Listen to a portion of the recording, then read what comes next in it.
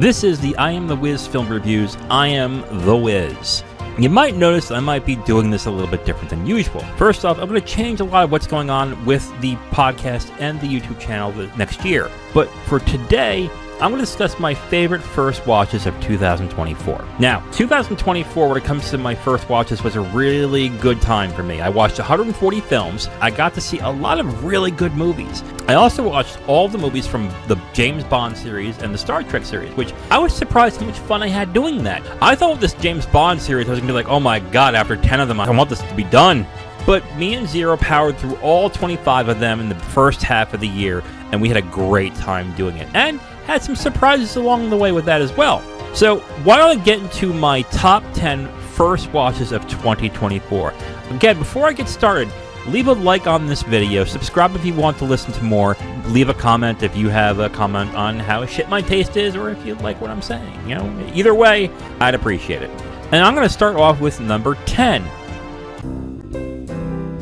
I watched this film because of the theme that I had during the week that we had, which was films with Christian themes. And honestly, I wasn't expecting to like either of the films I chose in there, or to not like it as much as I did. But spoiler alert, both films are on this top 10 list. And the first one that I'm going to discuss is probably one of the funnier films I watched this year, and it's Monty Python's Life of Brian. I thought this film was utterly hilarious. And I was a fan of Holy Grail too. I thought that was a very funny movie, but I actually think this film is better than Holy Grail. I know. We don't have the Holy Hand Grenade of Antioch or all those other classic jokes in this, but I just think this was a funnier and much more thoughtful film as well. I gotta be honest, it is a film that makes fun of religion, and it does make fun of Christianity in a certain extent as well, but it really makes fun of the groupthinkness of those type of religions and how people treat them.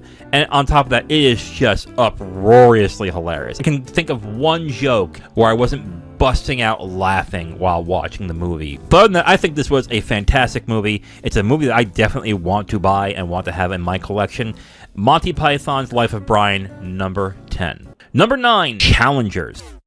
The thing about Challengers that was interesting is when I went to watch this film, I was expecting a sexcapade movie. The way that they marketed this movie was, you know, hot bodies, really attractive people, having sex with each other. That's kind of what I was expecting.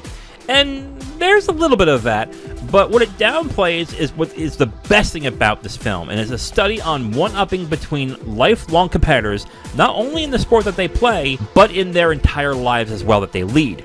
All three leads were great in the film, but Zendaya was probably the best when it came to the three leads. She has a performance that is both electrifying and captivating. It honestly has the best character in the film as well, that really drives everything on.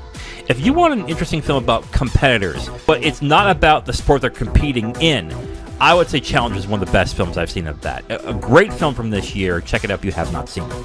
Number 8, When Harry Met Sally. I'm an admitted rom-com enjoyer. Okay, maybe not enjoyer is the right word. I'm an admitted rom-com lover. I love rom-coms. I'm a strange guy like that. I seem to like romance films quite a bit. And it surprised a lot of people that I haven't seen this film yet, because a lot of people have told me this is one of the best films. And the honest truth is, I never liked Meg Ryan. I didn't think she was all that great. So I kind of put it in the back burner. But man, I am glad I watched this film, because this film is not only funny, but the romance is believable in this film as well. Both Billy Crystal and Meg Ryan are great in this film, but the best thing about this film is the script. The way that Nora Ephron writes both the characters and the romance is so intelligently and hilariously done.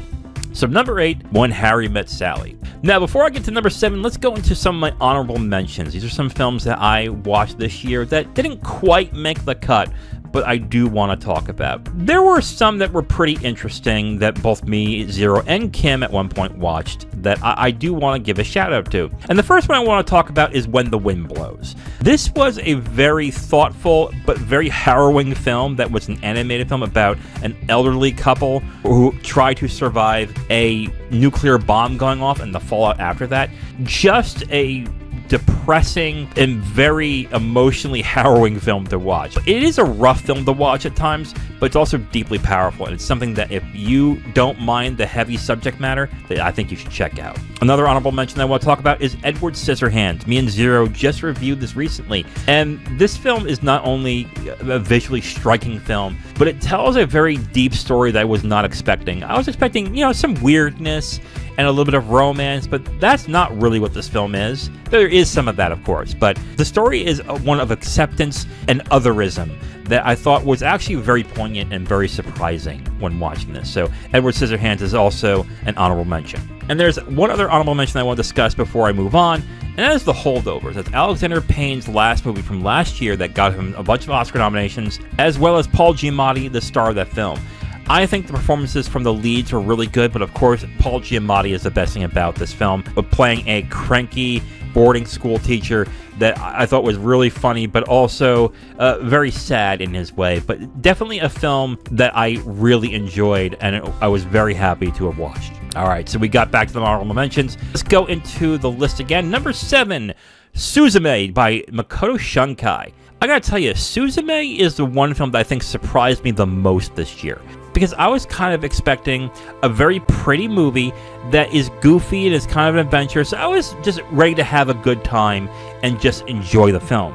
And for the first half of the film, that's what Suzume is. But the second half belies a surprising heart and emotion that I was really not expecting, and it hit hard for me. Not only does it have gorgeous visuals, and it has a very fun and heartfelt story, but it's a very heartfelt story about grief and moving forward after a loss that I wasn't really expecting in this movie. I gotta say this, if Shinkai can make another film like this, he is undoubtedly the next Miyazaki when it comes to Japanese filmmakers. So, number 7, Suzume. Number 6, the David Lynch film that isn't so weird, but kind of, The Straight Story. I've been wanting to watch Straight Story for a long time, but could never find a way to watch it. That is until somebody on X told me, yo, it's on Disney+.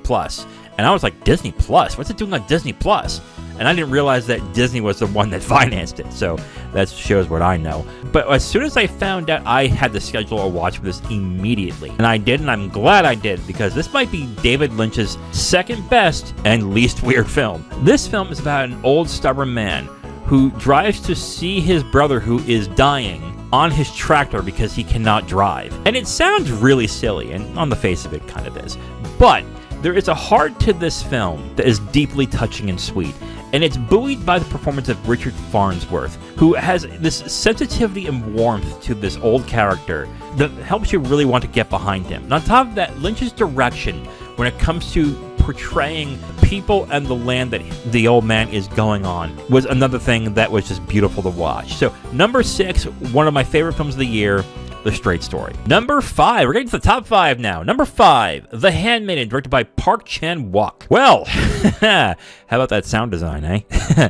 But, okay, aside from the sound design, there is a lot about The Handmaiden that is really good. We can get into the liberating story, the beautiful visuals, the great performances, the moving romance and plotline. But this is a very deep story about a woman being kept. The person is trying to set her free, and the plot to make it all work is never boring and is always fascinating. For a film, I think it's an outstanding achievement to not only be as beautiful as it is, but to take all those elements and make that type of film work so well. Number 5, The Handmaiden. Excellent movie.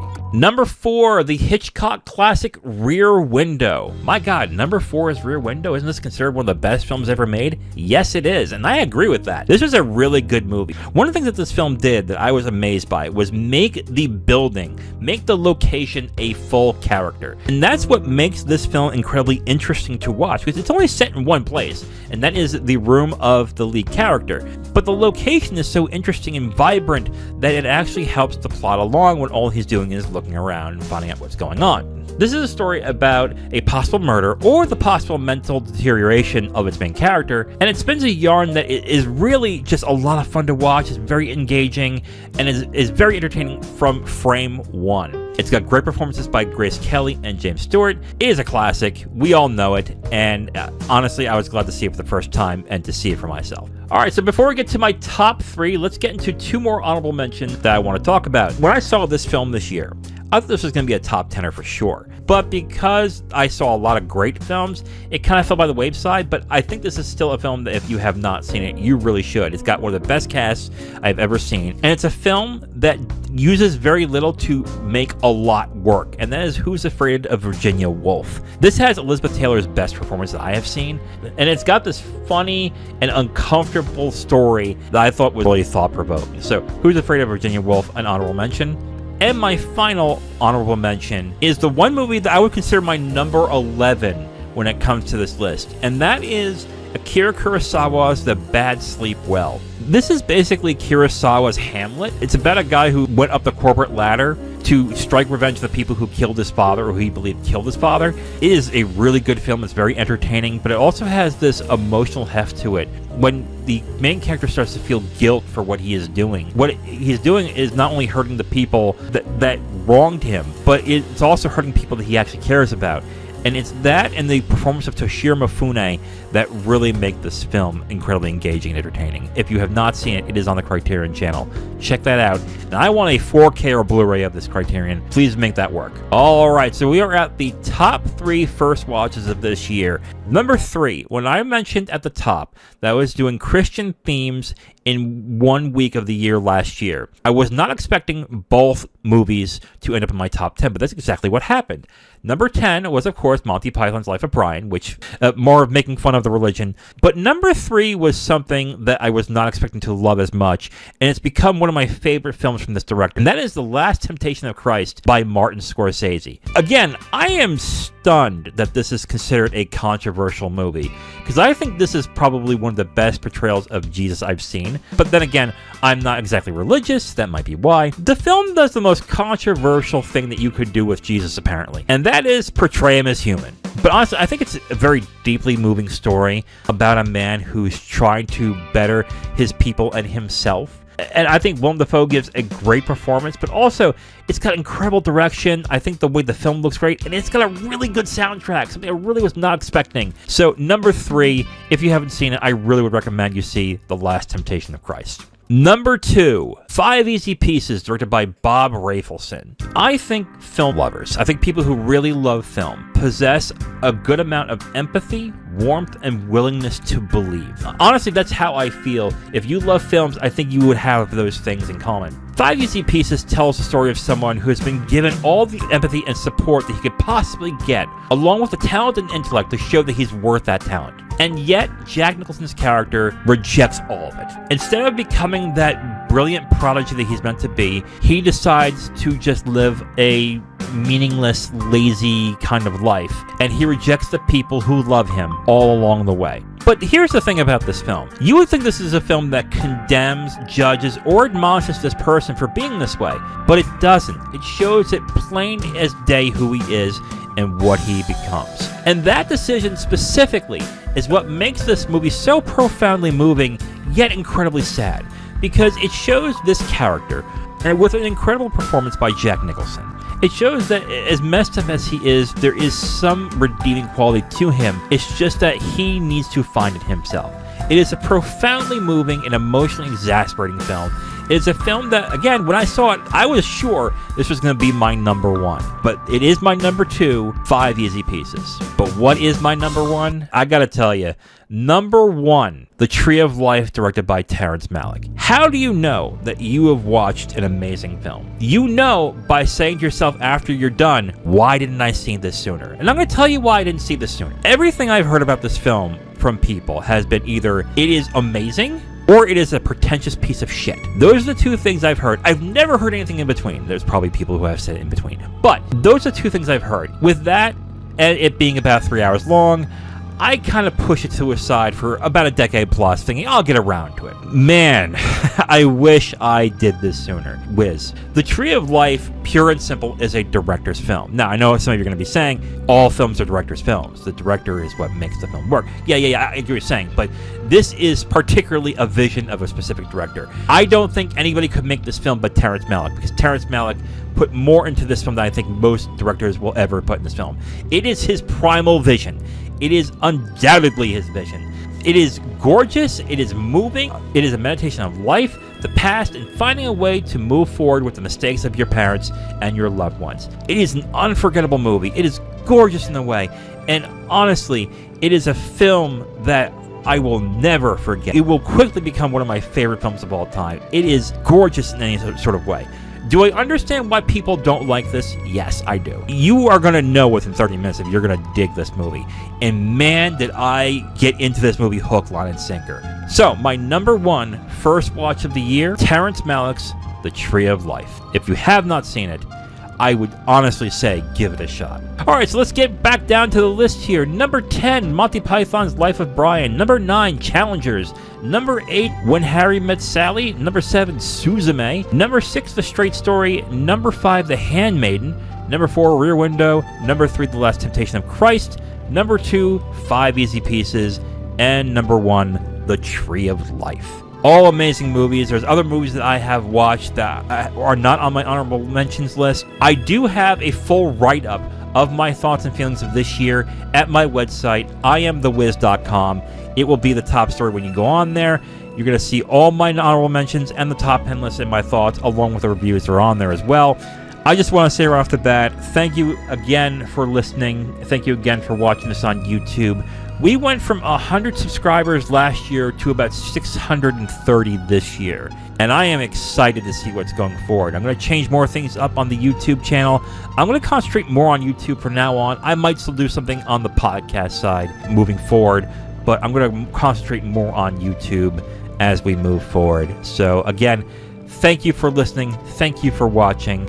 I hope to hear from you guys in 2025.